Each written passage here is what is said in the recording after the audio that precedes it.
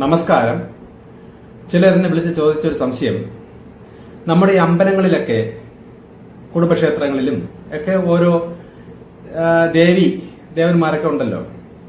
അപ്പൊ അത് കുടുംബത്തിലുള്ള ചില വ്യക്തികളിൽ ഈ ദേവി അവരിലേക്ക് വരികയും അവരമാനുഷികമായി പെരുമാറുകയും ഭാവി പ്രവചിക്കുകയും സംഭവിക്കാൻ പോകുന്ന ചില കാര്യങ്ങൾ മുൻകൂട്ടി വാൺ ചെയ്യുകയും നേർവഴി നയിക്കാനുള്ള ചില വചനങ്ങളൊക്കെ പറയുകയും മറ്റു പല രീതികളിൽ അവരുടെ ശാരീരികമായിട്ടുള്ള ചേഷ്ടകളിലൂടെയൊക്കെ വ്യത്യസ്തമായ രീതിയിലൊക്കെ അവർ പെരുമാറുകയൊക്കെ ചെയ്യുന്നുണ്ട്. അപ്പൊ ഇതെല്ലാം ഓരോ ശക്തികൾ അല്ലെ ഓരോ ദേവതകൾ അല്ലെ ദേവന്മാരൊക്കെ അവരിലേക്ക് പ്രവേശിക്കുന്നതല്ലേ? അവർക്കും നമ്മളെയൊക്കെ നിയന്ത്രിക്കാനും ഇതൊക്കെ ശക്തിയില്ലേ? കാരണം നമ്മുടെ കുടുംബത്തിന്റെ കാര്യങ്ങളൊക്കെ നോക്കുന്നതൊക്കെ ഈ വിധ ദേവതകളായിരിക്കാം അല്ലെ ദേവന്മാർ ആരെയൊക്കെ ആയിരിക്കാം. അപ്പൊ അവർക്ക് അത് നമ്മുടെ കുടുംബത്തെ മേൽനോട്ടം നയിക്കാനുള്ള ശക്തി, പവർ അവർക്കുണ്ടല്ലോ.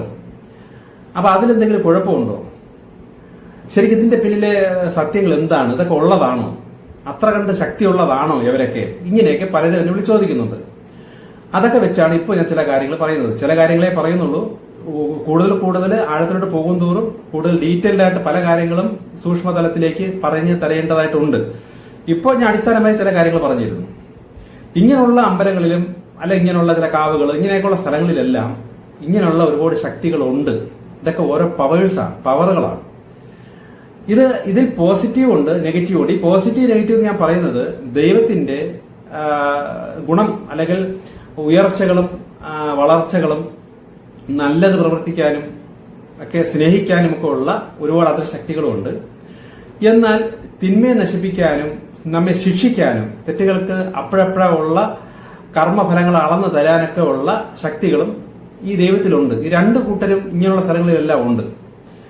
അത് മാത്രമല്ല, ഇപ്പോ ഇവരുടെയൊക്കെ രണ്ടുപേരുടെയും വ്യാജരായി നിൽക്കുന്ന ഒരുപാട് അസുര ശക്തികൾ അല്ലെ പൈശാചിക ശക്തികൾ, അതായത് ദൈവത്തിൽ നിന്നും പുറന്തള്ളപ്പെട്ട്, അതായത് ദൈവത്തിന്റെ ഈ ശക്തികൾക്ക് വിരോധമായി നിന്നും കൊണ്ട് ഞങ്ങൾക്ക് വലിയവരാകണം, ഞങ്ങൾ പവർഫുൾ ആകണം എന്നും പറഞ്ഞ് നിൽക്കുന്ന ഒരുപാട് അസുരന്മാരും ഇതിന്റെ ഇടയിൽ വ്യാജത്തിലുണ്ട്. ഇവർ കാണിക്കുന്ന അതേ പരിപാടികൾ തന്നെ ഈ നെഗറ്റീവ് ശക്തികളും കാണിക്കും.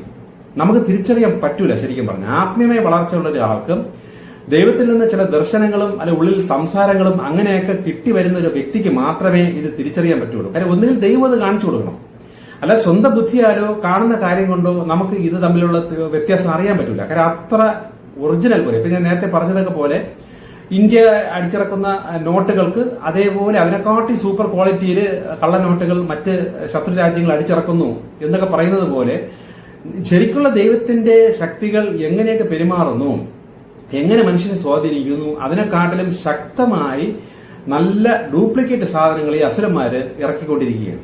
ഇത് തിരിച്ചറിയാൻ പറ്റൂല. ഇനി തിരിച്ചറിയാൻ സാധാരണ വ്യക്തിക്ക് ഇത് എങ്ങനെ തിരിച്ചറിയാം എന്ന് പറഞ്ഞാൽ, ഈ ദേവിയോ അല്ലെ ദേവനോ സ്വാധീനിക്കുകയും അവരിലേക്ക് കുടികൊള്ളുകയും അല്ലെങ്കിൽ അവരിലേക്ക് വരികയൊക്കെ ചെയ്യുന്ന വ്യക്തികളുടെ ജീവിത രീതി വെച്ച് നമുക്ക് തിരിച്ചറിയാൻ പറ്റുള്ളൂ ഈ സ്വാധീനിച്ചുകൊണ്ടിരുന്നത് അല്ലെങ്കിൽ പ്രവർത്തിച്ചുകൊണ്ടിരുന്നത് ദൈവത്തിന്റെ ശിക്ഷയുടെയും രക്ഷയുടെയും ശക്തികൾ ആരെങ്കിലും ആണോ, അതോ ഇവരെയൊക്കെ കബളിപ്പിച്ച ആത്മാക്കളെ കൊണ്ടുപോകാൻ നിൽക്കുന്ന പൈശാചിക അസുര ശക്തികളാണോ എന്ന് അറിയണമെങ്കിൽ ഈ സ്വാധീനം ചെലുത്തുന്ന ഈ വ്യക്തിയുടെ ജീവിതം നോക്കിയാൽ മനസ്സിലാകും. ഇപ്പൊ ദൈവത്തിന്റെ കൃപയുടെ അല്ലെങ്കിൽ സ്നേഹത്തിന്റെ അല്ലെ രക്ഷയുടെ ശക്തികൾ ഒരാളിലേക്ക് ആവാഹിച്ചു വന്നാൽ ആ വ്യക്തി ശരിക്കും പറഞ്ഞാൽ വളരെ ശാന്തനായിരിക്കും, സ്നേഹവാനായിരിക്കും. മറ്റുള്ളവർക്ക് അരോചകമായ രീതിയിൽ, അതിലെ കൊച്ചു കുട്ടികളെ വരെ പേടിപ്പിക്കുന്ന രീതിയിലുള്ള ഒരു മുഖചേഷ്ടകളോ ഭാവങ്ങളോ ഒന്നും ആ മുഖത്തൊന്നും വരില്ല. ചുരുക്കം പറഞ്ഞാൽ വികൃതമായ രീതിയിലുള്ള ഒരു ഭാവങ്ങളോ ഒരു ബഹളങ്ങളോ ഒന്നും ഈ ദൈവത്തിന്റെ പോസിറ്റീവ് ശക്തികൾ കയറുന്ന വ്യക്തിക്ക് അത് സംഭവിക്കില്ല. ആ വ്യക്തിക്ക് ഈ ആവാഹിച്ച് ഈ ശക്തി ഉള്ളിലേക്ക് വന്നു കഴിഞ്ഞാൽ വളരെ ശാന്തനായിരുന്ന് സൗമ്യനായിരുന്ന് സ്നേഹത്തോടെ ജനങ്ങൾക്ക് നല്ല കാര്യങ്ങൾ പറഞ്ഞു കൊടുക്കുകയും ചിലപ്പോ അസുഖം മാറ്റൽ മറ്റൊരു പല ഇങ്ങനെയുള്ള ചില അത്ഭുത പ്രവൃത്തികൾ വരെ വളരെ നല്ല ശക്തിയോടുകൂടി ഇത് ചെയ്യും. ഇപ്പൊ മറ്റൊരു ഉദാഹരണം പറഞ്ഞാൽ, ഇപ്പൊ യേശു എന്ന് പറയുന്ന ആ ആത്മാവ്, ആ ശക്തി ഒരു വ്യക്തിയുടെ ഉള്ളിൽ വന്നു കഴിഞ്ഞാൽ യേശു പണ്ട് ഭൂമിയിൽ ഉണ്ടായിരുന്നപ്പോൾ ചെയ്ത കാര്യങ്ങളൊക്കെ ആയിരിക്കും ഈ ആത്മാവ് വഹിക്കുന്ന മനുഷ്യനും ചെയ്യുന്നത്. ഒരിക്കലും യേശുവിന് വിരുദ്ധമായ രീതിയിൽ യേശു ചെയ്യരുത് എന്ന് പറഞ്ഞ കാര്യങ്ങളൊന്നും യേശു വന്നു എന്ന് അല്ലെ പരിശുദ്ധാത്മാവ് കയറി എന്നും പറഞ്ഞ് ഈ വ്യക്തി ചെയ്യില്ല. അപ്പൊ ഇത് നമ്മളുടെ ആ വ്യക്തിയുടെ രീതിയും ചെയ്യുന്ന പ്രവൃത്തിയും വെച്ച് നമുക്ക് തട്ടിച്ച് നോക്കിയാലേ നമുക്ക് തിരിച്ചറിയാൻ പറ്റുള്ളൂ. അല്ലാതെ തിരിച്ചറിയാൻ പറ്റൂല. കാരണം അത്ഭുതങ്ങൾ ചെയ്യും, ഭയങ്കരമായിട്ടുള്ള സംഗതികളൊക്കെ കാണിക്കും, അമാനുഷികമായ പല പരിപാടികളും കാണിക്കും. അപ്പൊ ഇതുകൊണ്ട് നമുക്കത് ദൈവത്തിൽ നിന്നുള്ളതാണോ അതോ ഈ ഡ്യൂപ്ലിക്കേറ്റ് ആയി നിൽക്കുന്ന അസുരന്റേതാണോ അല്ലെങ്കിൽ പിശാചിന്റേതാണോ നമുക്ക് തിരിച്ചറിയാൻ ഭയങ്കര പാടാണ്. അപ്പം അവരുടെ പ്രവൃത്തിയുടെയും അവരുടെ ജീവിത രീതിയും അവരുടെ പിന്നീടുള്ള എല്ലാ ശൈലികളിലൂടെ നമുക്ക് തിരിച്ചറിയാൻ പറ്റുള്ളൂ. ഇതുപോലെ ഹൈന്ദവത്തിലും ഈ അമ്പലങ്ങളിലും ഇങ്ങനെയുള്ള കാവുകളിലും അല്ലെങ്കിൽ ഇങ്ങനെയുള്ള സ്ഥലങ്ങളിലൊക്കെ വന്നു കയറുന്ന ശക്തി അത് നല്ലതാണോ ചീത്തയാണോ എന്ന് അറിയണമെങ്കിൽ സ്ഥിരമായി ഈ ശക്തിയെ വരുന്ന വ്യക്തിയുടെ ക്യാരക്ടർ, അതായത് അവരുടെ ജീവിത രീതിയിൽ നിന്നും തിരിച്ചറിയാം. ഇപ്പൊ ഉദാഹരണത്തിന് ഇപ്പൊ ഇങ്ങനെയുള്ള സ്ഥലത്ത് നിന്ന് ഇപ്പം ഭദ്രകാളിയുടെ അല്ലെങ്കിൽ ഏതെങ്കിലും ഒരു ശിക്ഷയുടെ ദേവതയുടെ അല്ലെങ്കിൽ ഒരു ദൂതന്റെ ഭൈരവനോ എന്തെങ്കിലും ഒരു വ്യക്തിയിലേക്ക് വലിഞ്ഞു കയറിയിട്ട് ആ വ്യക്തി അമാനുഷികമായി പല പ്രവൃത്തികൾ കാണിക്കുന്നു വെച്ചോ. ചിലപ്പോ രക്തം വേണമെന്ന് പറയും, അങ്ങനെ ചെയ്യും, ഇങ്ങനെയൊക്കെ പല രീതിയിലും നമുക്ക് മറ്റുള്ളവരെ പേടിപ്പിക്കുന്ന രീതിയിൽ എന്തെങ്കിലും കാണിക്കും.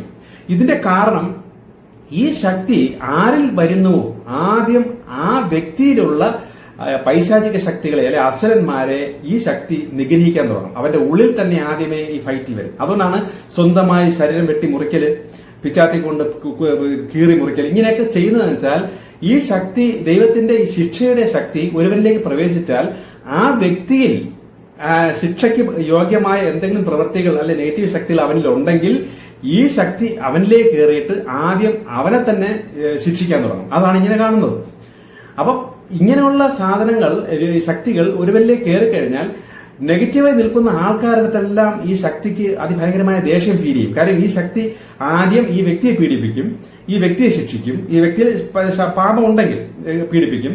അതിനുശേഷം നെഗറ്റീവായി നിൽക്കുന്ന ആൾക്കാരെ കാണുമ്പോഴെല്ലാം ഈ ശക്തിക്ക് അവരെയൊക്കെ ശിക്ഷിക്കാനുള്ള ആ ടെൻഡൻസി വന്നുകൊണ്ടിരിക്കും. ഇതൊക്കെയാണ് നമ്മൾ ഈ അമ്പലത്തിൽ ഇതിലൊക്കെ കാണുന്ന പല കാര്യങ്ങൾ. ഇപ്പൊ തെയ്യം അല്ലെങ്കിൽ മറ്റേ ഇപ്പൊ അടുത്ത ഒരു സിനിമ ഇറങ്ങിയിട്ടുണ്ടല്ലോ, കാന്താര എന്നൊക്കെ പറയുന്ന ഒരു സിനിമയൊക്കെ ഇറങ്ങിയല്ലോ. ഇതെല്ലാം ദൈവത്തിന്റെ ശിക്ഷയുടെ ശക്തി ഒരുവനിലേക്ക് പ്രവേശിച്ചിട്ട് ആ വ്യക്തിയിലൂടെ മറ്റുള്ളവരെ ശിക്ഷിക്കാൻ, അത് പാപത്തെ നശിപ്പിക്കാനുള്ള ടെൻഡൻസിയാണ് കാണിക്കുന്നത്. പക്ഷേ ഇതുപോലെ എല്ലാം ഈ അസുരന്മാരും നമ്മളിലേക്ക് കയറിയിട്ട് കാണിക്കും. ഇതാണ് ഇവിടത്തെ ഒരു പ്രത്യേകത. ഇത് കണ്ടുപിടിക്കാൻ ഭയങ്കര പാടാണ്.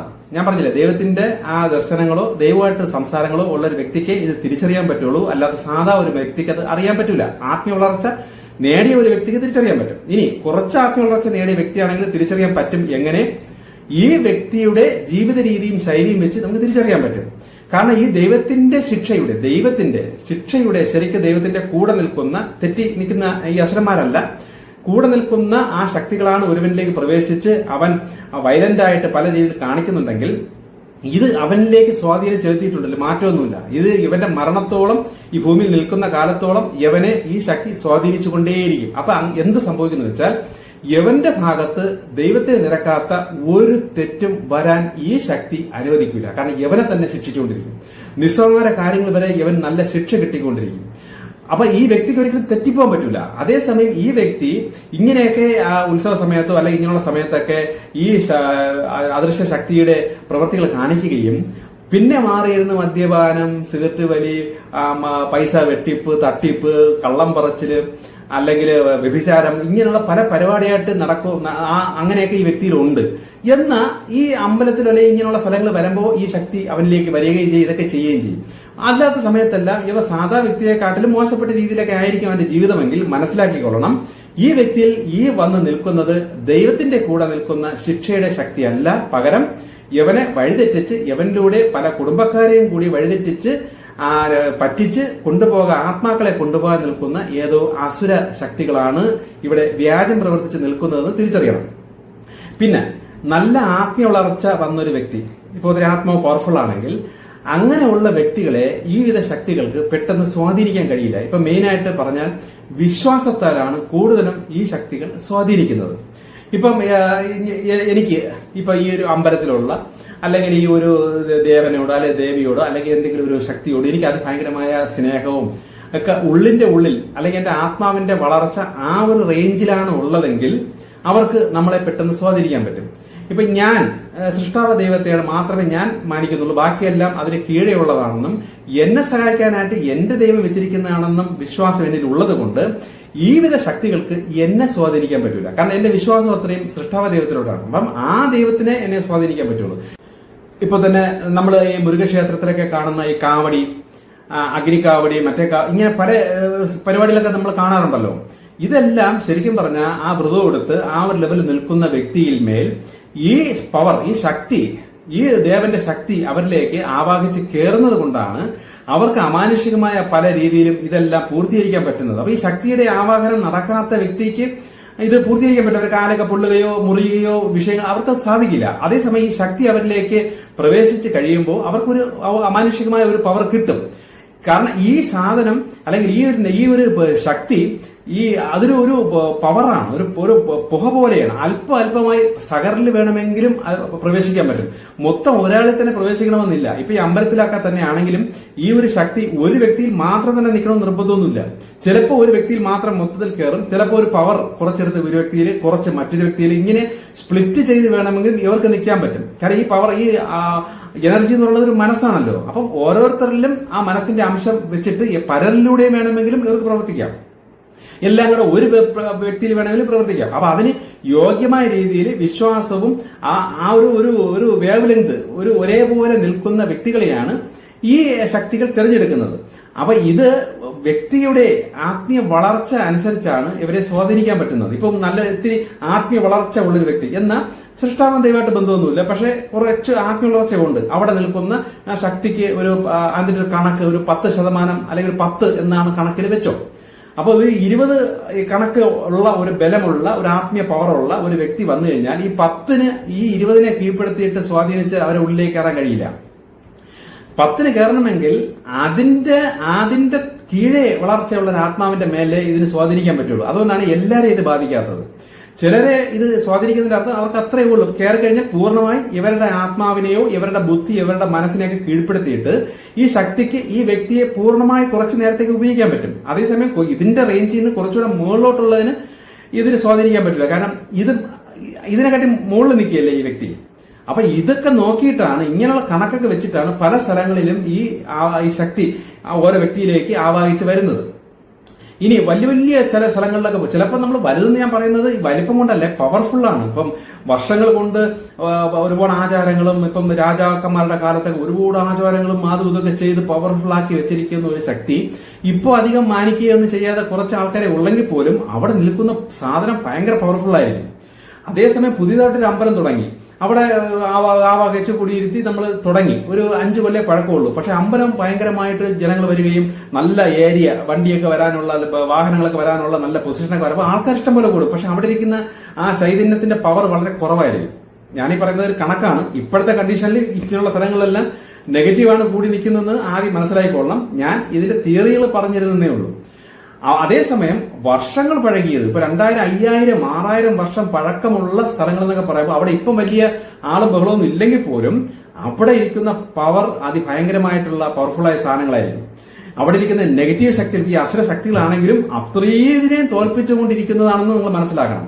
ഇപ്പൊ വലിയ പവറുള്ള ഒരു അമ്പലത്തില് ഇരിക്കുന്ന ഒരു ശക്തിയെ കീഴ്പ്പെടുത്തിക്കൊണ്ട് അവിടെ ഈ പൈശാചിക ശക്തി, അതായത് അസുര ശക്തികൾ അവിടെ വാഴണം എന്നുണ്ടെങ്കിൽ അതിനെക്കാട്ടി എത്രയോ പവർഫുൾ ആണ് ഈ നെഗറ്റീവ് എന്ന് ചിന്തിക്കണം.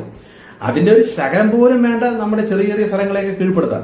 അപ്പൊ എത്രയാണോ ഒരു സ്ഥലത്തുള്ള ദൈവിക ചൈതന്യം എത്രയുണ്ടോ അതിനെ തോൽപ്പിച്ച് പൈശാചിക ശക്തികൾ അവിടെ വാഴുന്ന പവർഫുൾ ആവണമെങ്കിൽ അവിടുത്തെ ആ പവർ, ആ നെഗറ്റീവിന്റെ ശക്തി എത്രയാണെന്ന് നിങ്ങൾക്ക് ഊഹിക്കാവുന്നതേ ഉള്ളൂ.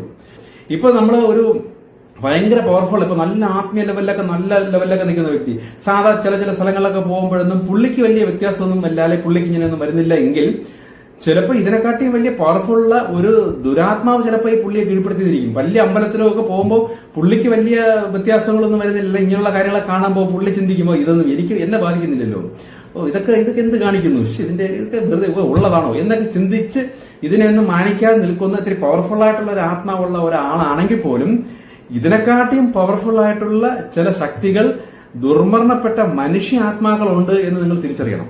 കാരണം നല്ല പവർഫുള്ളായ ആത്മാവായ ഒരു വ്യക്തി അവൻ മരണപ്പെട്ടു, അത് ആത്മഹത്യ ചെയ്തു. അപ്പൊ അവന്റെ ആത്മാവ് അത്രയും പവർഫുള്ളാണ്.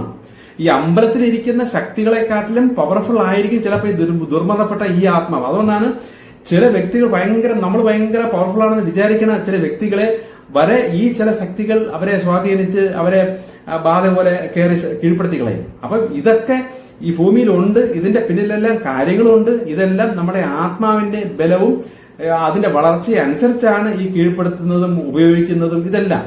അപ്പൊ നമ്മൾ മനസ്സിലാക്കേണ്ടത് ഇങ്ങനെയുള്ള ശക്തികൾ, ഇങ്ങനെയുള്ള ആരാധന കേന്ദ്രങ്ങളിലെല്ലാം ഇതേപോലുള്ള ഒരുപാട് പവേഴ്സുകൾ, ഒരുപാട് അദൃശ്യ ശക്തികൾ നിയന്ത്രണത്തിലുണ്ട്. അവരവിടെയൊക്കെ സ്വാധീനിക്കുന്നുണ്ട്, വരുന്ന വ്യക്തികളെയും സ്വാധീനിക്കുന്നുണ്ട്.